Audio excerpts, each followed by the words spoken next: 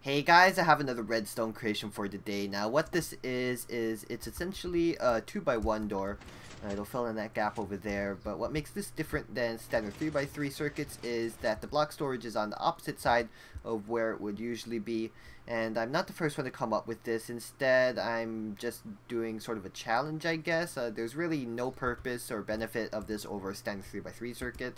It's just sort of a challenge that redstoners like to do, I guess. And I think I came up with the smallest as of right now. It is 5 tall by 9 long. And if you guys know of a smaller one, as always, please post it in the comment section below so I could update the description with things.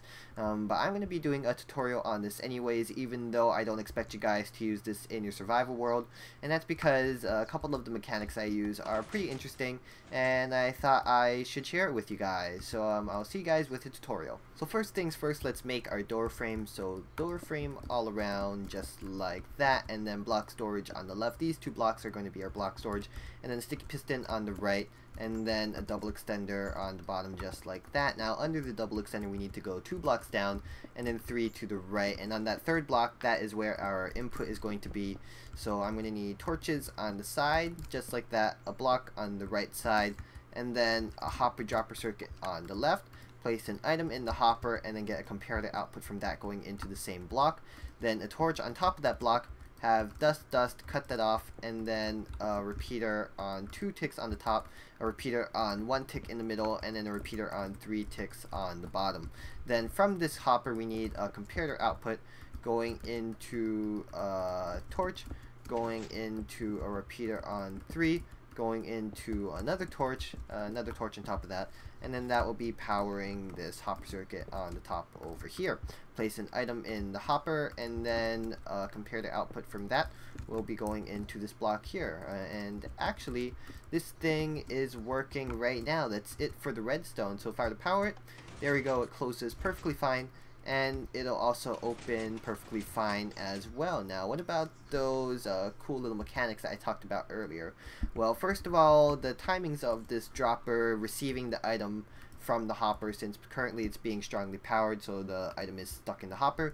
So as soon as that torch turns off, it'll be powering this comparator, which is the perfect timing for this torch to turn on for 1 split second and 1 split second only, and that will allow these pistons to do their spitty out block things instead of just pulsing. So there we go, we get some of that action over there. Now as you see here, this repeater is on 2 ticks, but this piston still spits out the block. How is that possible, zombachu? Well, the way this is doing its thing is because pistons cannot push pistons when the pistons are extended. So when this piston quickly spits out the block because of that repeater there, this piston is also being powered almost right after, and this repeater is powering a bit too soon, so this piston cannot extend since this one is still extended. This one's sort of getting in the way and stuff. So as soon as this one retracts and leaves the block up there, then it'll update this guy saying, hey, you're still powered by this repeater for 1 tick or so. So this piston over there will retract, dragging that block there, and then this stuff on the side will push it up finally to its final position. Now on retracting, it's a similar story. This piston will be retract that block because of this 1 tick repeater there, and then as soon as it retracts, it'll update this guy, and then this guy will spit it to the left.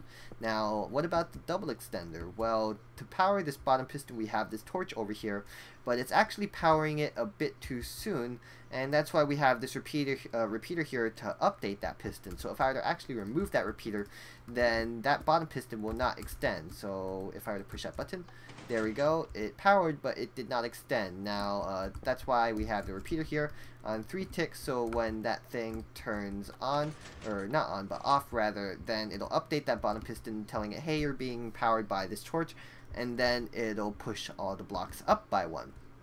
Then for the double extender, to grab that top block, similar story. First this bottom piston updates and then powers.